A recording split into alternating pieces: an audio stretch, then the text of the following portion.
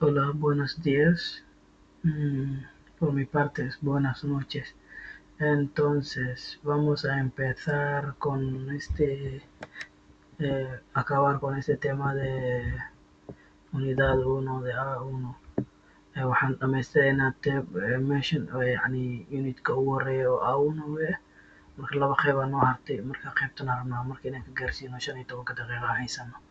marka sida loo kala saaro ashyaada ama mehe ereyada femenino iyo masculino. Femenino oo dhadig ah ama dumar ahaan laga dhigay, masculino ereyada inta badan ee ku dhammaado ooda oo inta badan ay yihiin masculino. O iyo e inta badan, midan aada inta badan ku dhammaadana waa femenino, waa ereyada dumarka. ¿Quién quieres que puede decir las siguientes frases? Yaad u malaynaysaa inuu hadalladan soo socdo uu yiraaho? Qofkee dhahay? Marcelo con una ex, Marcelo con una ex.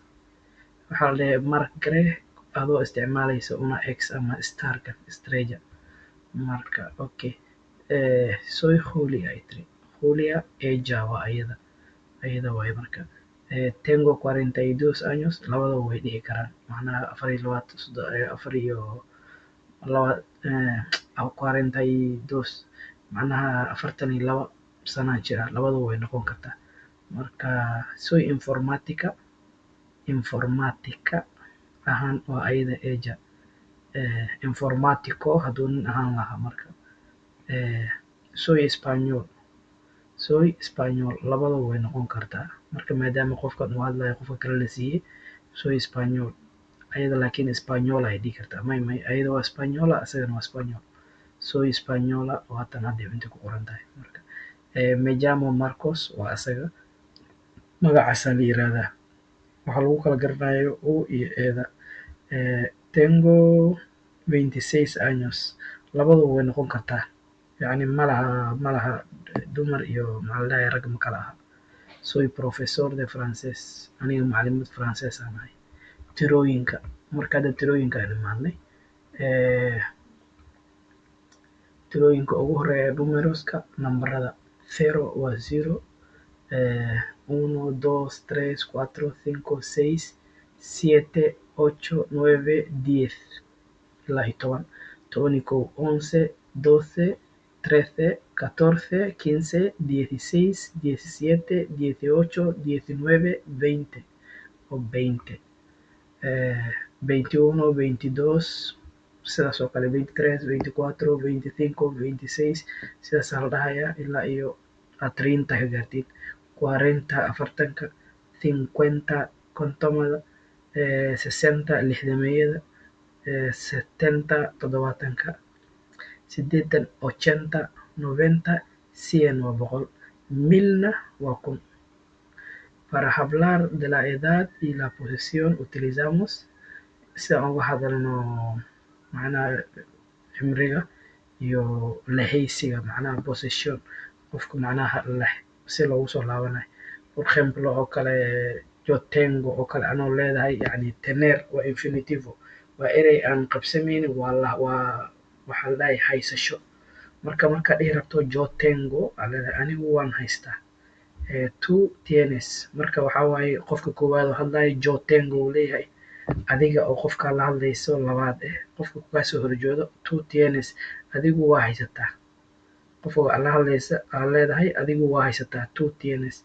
Qofka saddexaad oo maqan oo aan joogin agtiina aa ka hadlayso waxaa leedahay él oo nin ella oo dumar tiene way haystaan.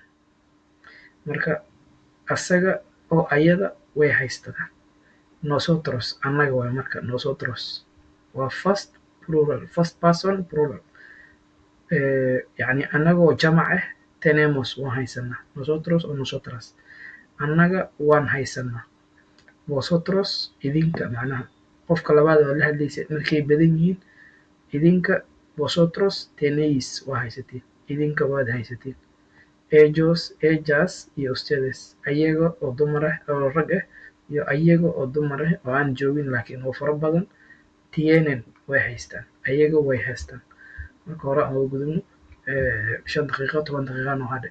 Marka países iyo nationalidades wadamada iyo dadka u dhalashadooda macnaha ay haystaan.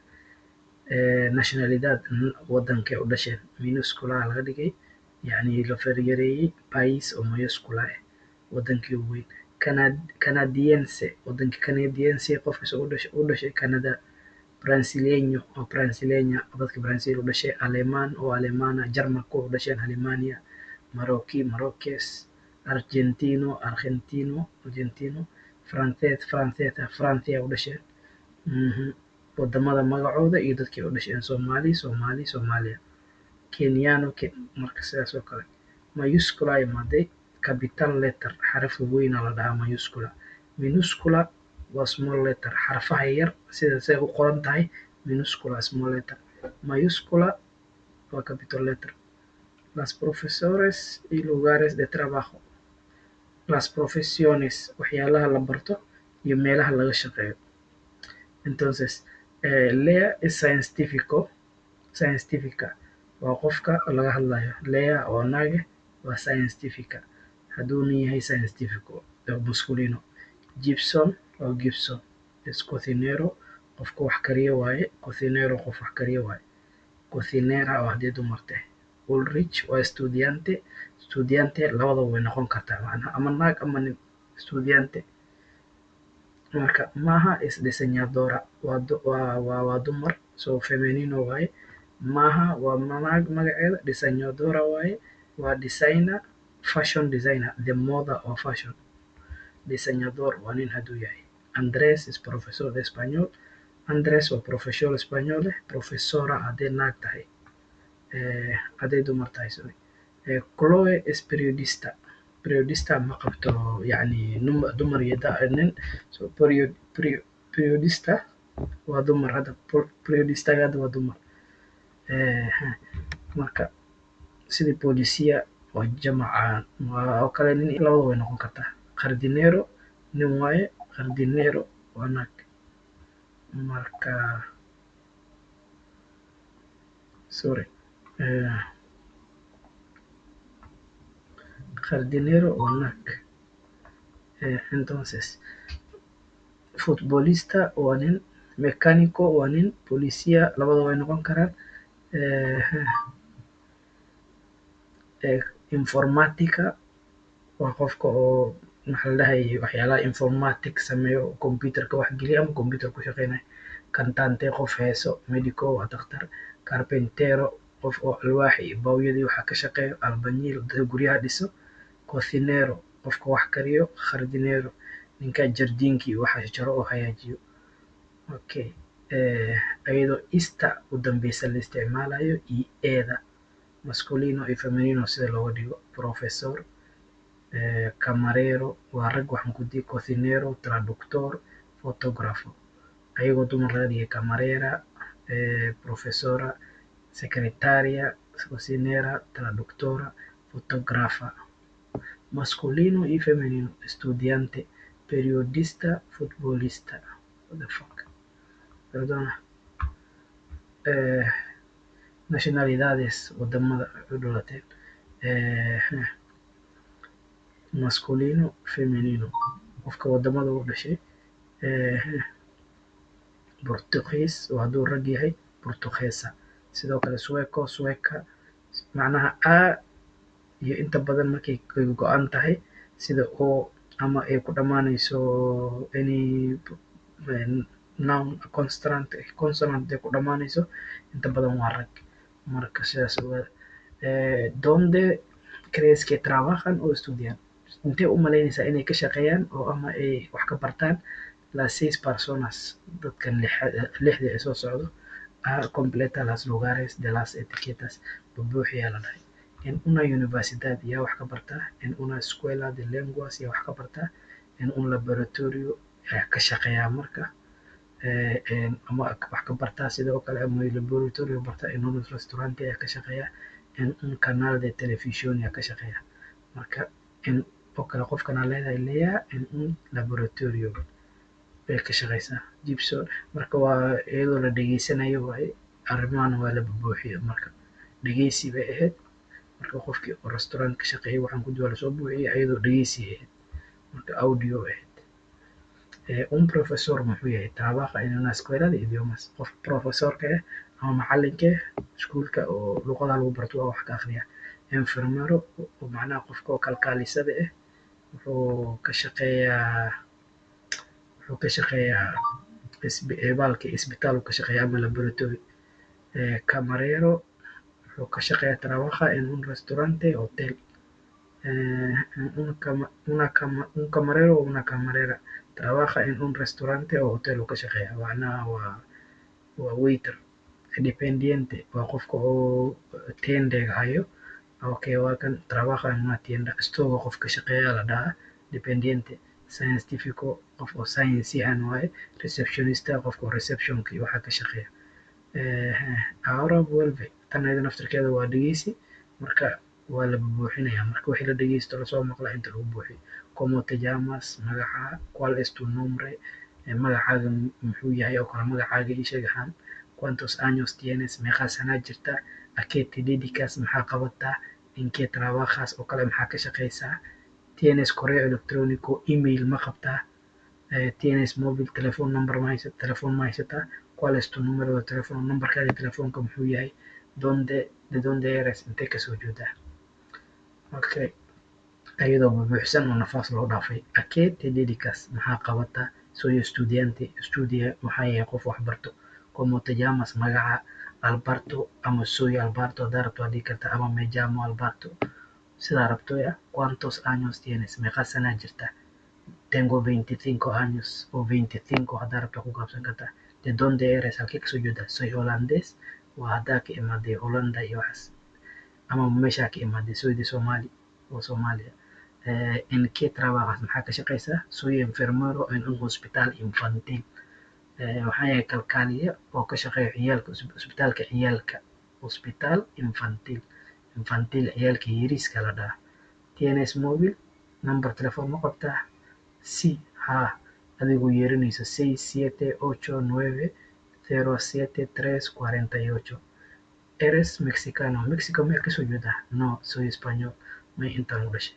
¿Cuál es tu trabajo maxaa ka shaqeysaa. Profesión oo kala ahaan a qué te dedicas maxaa kaloo qabataa camal. Reacciona cada pregunta con la respuesta adecuada. Mid walba ku aadi meeshay halkii laga rabo inay ku aado. Haddii ku joogdo afaraadka macnaha ay isku duwan tahay waa isku aadini. Como te llamas magaca meel magaca raadini. Federica waa ku aadin kartaa. ¿Cuántos años tienes 25 jir meeqa sana jirta 25 jir waa isku aadini. Haddaa isticmaalayso Federica arroba la dhahaa @gmail.com arroba @aula ku qoran okay arroba la dhahaa punto arora ay qoran laakiin arroba AROBA punto ayadoo laisku aadiyo watan waa arki kartaa qofka screenshot ka qaadan kara ama pause dheh waa daawan kartaa. Arroba soy enfermera qofkii markuu dhahayo waaye. Marka meeshan magacyada oo buuxin oo la buuxiyo waaye. Sida qofku isku introduce gareyn lahaa. Por ejemplo, me llamo Yusuf, es estudiante de español, vive conmigo, ila nool yahay y tiene 28 años. Mi amigo me llama Abdullahi o Abdiqani o Abdi Ahmed, trabaja en una tienda de ropa wuxuu ka shaqeeyaa meel oo store dharka ah. Es dependiente oo meeshaas waa qof oo ka shaqeeya waaye meeshaas oo dharka lagu iibiyo. Y no sé cuántos años tiene ma garanayo intuu jiro. Se llama Fatuma. Mi hermana se llama Fatima. Walaashay waxaa la dhahaa Fatima. Se llama ayada macnaha waxaa la dhahaa Fatima. Es médica dhakhtarad waaye. Trabaja en una farmacia o en un hospital hadaa rabto. Tiene 26 años 26 jir waaye. Marka inay noo saamaxayso u maleynahay. Waa wadamada dadka caanka ee kasoo jeedaan oo kale qofka caan nombre waa sheegay kadib magaca ku aadini. Me llamo Bob. Como te llamas qofka introduction waaye qofka hadal ahaan uu ku baran karaa meeshan ayada naftirkeeda. Marka that is it for today. Maanta intaas ay ku eg tahay intan kale waa waxyaalaha ay ka bilowdaan